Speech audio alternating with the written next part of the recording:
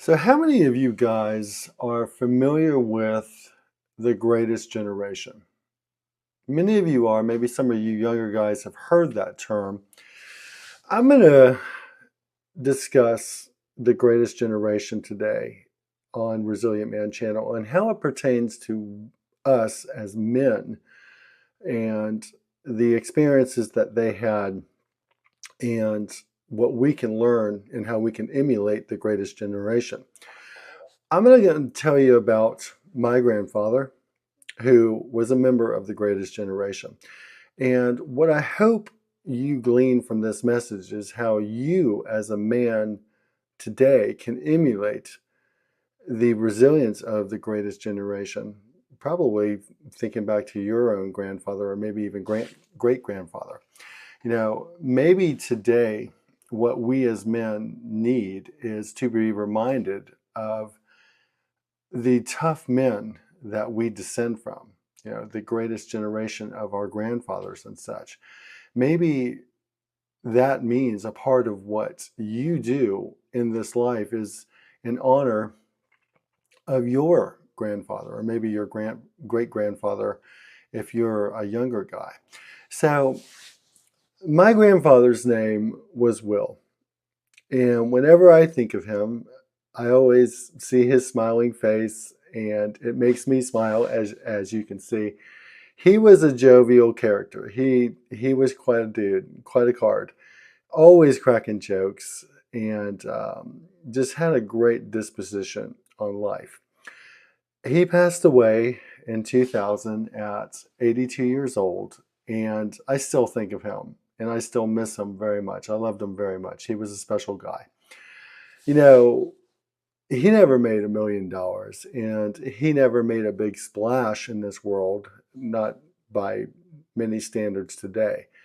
But what he endured in his life, the Great Depression, World War II, uh, sustained a marriage of over 64 years with my grandmother. He was a man worthy of respect, and I loved him and I respected him very much. Maybe you can relate to that when it comes to your grandfather. So this message is in honor of you, Granddad. So when I think about the greatest generation, I think about resilience. And obviously here on Resilient Man Channel, that's what mainly we're about, is how we as men can be more resilient and deal with the tough things that we have to deal with as men in our society and in our culture. The greatest generation demonstrated remarkable resilience by enduring the Great Depression and fighting in World War II. And then after World War II, they literally rebuilt the world as well. So, I mean, it's just amazing what they endured and the sacrifices that they made. I mean, if you think about this, the Great Depression and World War II was spread out over a span of about 15 years. 15 years of hardship and sacrifice as part of their generation. It's something that many of us today, we can't even comprehend that. I mean, if we go through a hard month, you have people who bitch and complain, let alone a whole year. But if you think about the greatest generation, pretty much 15 years of their lives, of their young lives, was tough. It was hardship. It was sacrifice. And what was their response? Their response was resilience. Their response was to simply move forward and do what they had to do. They had to get the job done. That's part of being resilient, accepting what is and getting it done. And that's a great lesson for us as men today. You know, um, so let's look at some of the hardships, and I'll tell some of the stories of my grandfather that he shared with me. Um, you know, Starting with enduring hardship. You know, My granddad was born in 1917, so he came up during the Great Depression in his formative years. And the challenges that he told me about were just, incredible. I mean, e- economic collapse with the stock market crashing in October of 1929, and then the Great Depression coming on, and the hardship that was involved there. I mean, he shared with me many times how, grown men could not find jobs, and there was just so much lack, and people had to persevere uh, with what they had, which was very little, very, very little. My granddad told me the story of how he worked at a local grocery when he was as a young man, like a young teenager, 13, 14, and such. And he made $12 a week, which $12 a week, we can't even imagine making that little today. But he made $12 a week working at a local grocery in his little town and as a stock boy and working behind the meat counter and such. And $10 of which he would, of his weekly pay, he would give to his mother and father to contribute to the family, during very hard economic times.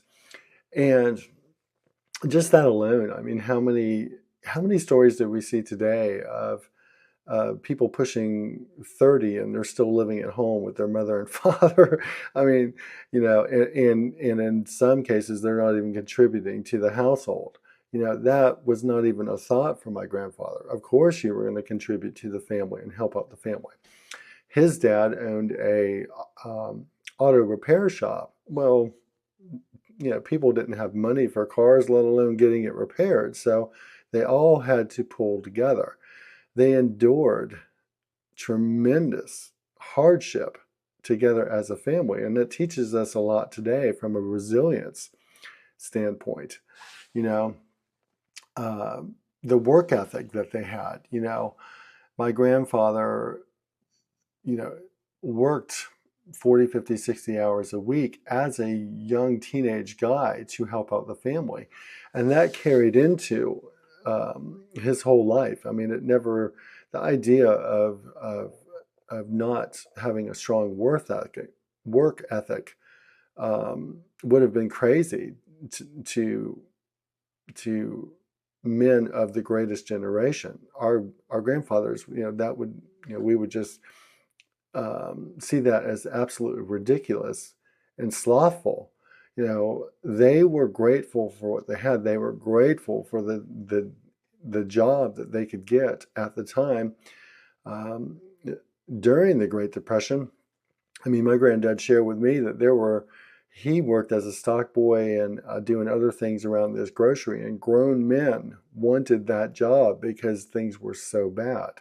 So he was grateful and he was thankful, and he worked very hard to ensure that he kept that job.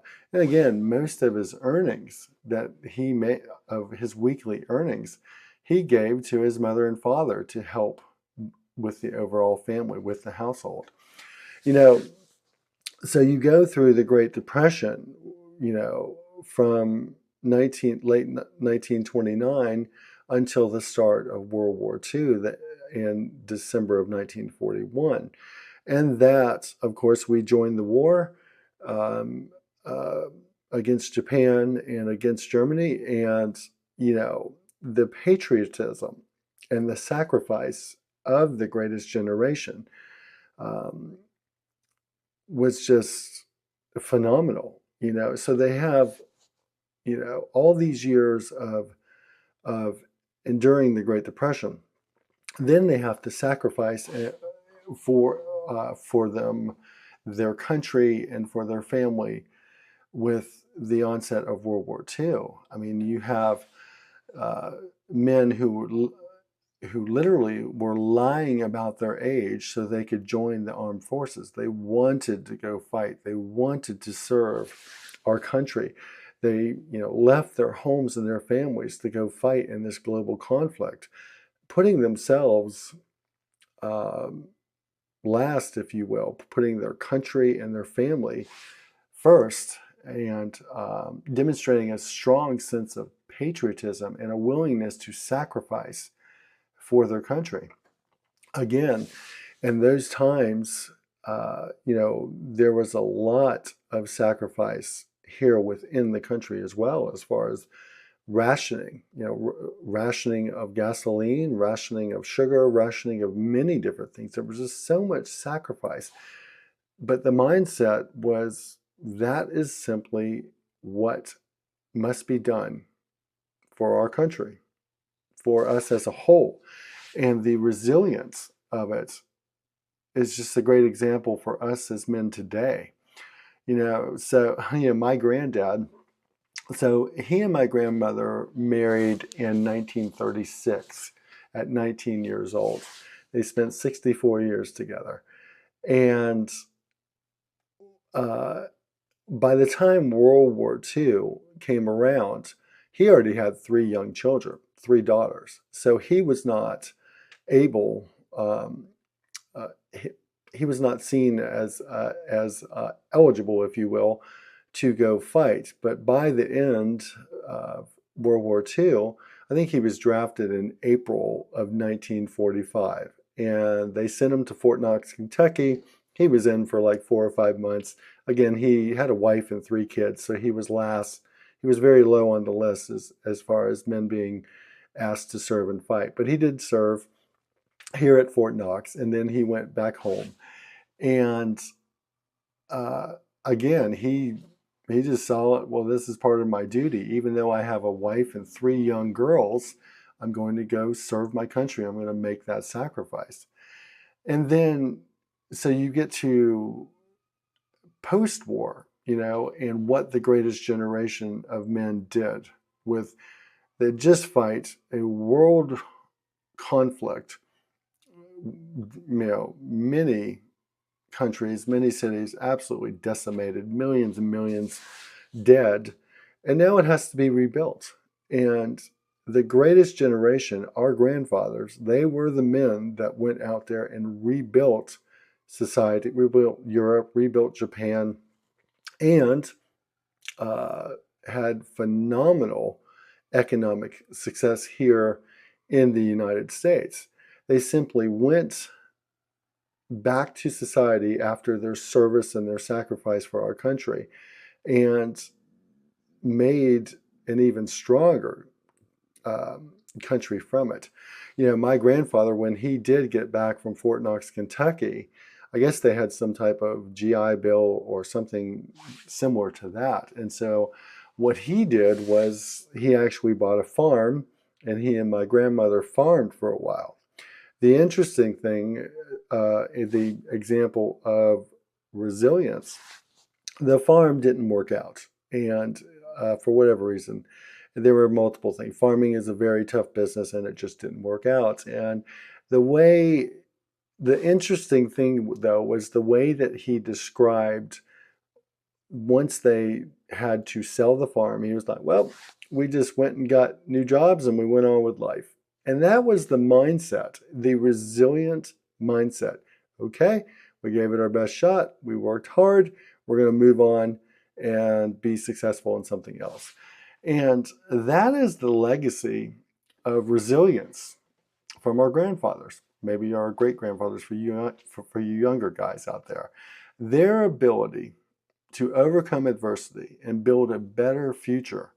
And it's inspiring for us men today, maybe when you think of your granddad, similar things come to mind from what they endured. The key message here for you watching this and for Resilient Man channel subscribers and viewers, please subscribe while we're talking about that. Please like, please comment your thoughts down below. And thank you for your support of Resilient Man channel. The key message here, you can be that resilient man today as well, just like your grandfather. It's what we all should aspire to be, quite frankly. So, I think of it as make your granddad proud. Like I hope my granddad would be proud of me today as well. So, guys, let me know your take. The Greatest Generation has always fascinated me. I'm a huge history buff anyways, and just what they endured, what they had to sacrifice, what they had to get through and be resilient men has always impressed me. And let me know your thoughts and your take on this as well. Lots of other great topics here on Resilient Man channel. Again, like and subscribe. Hit that subscribe button right now. Hit the like button. Guys, focus on being the best version of you as a man. That's going to bring you the most peace and the most happiness, and to leave the best legacy as well. So, know your worth, protect your peace.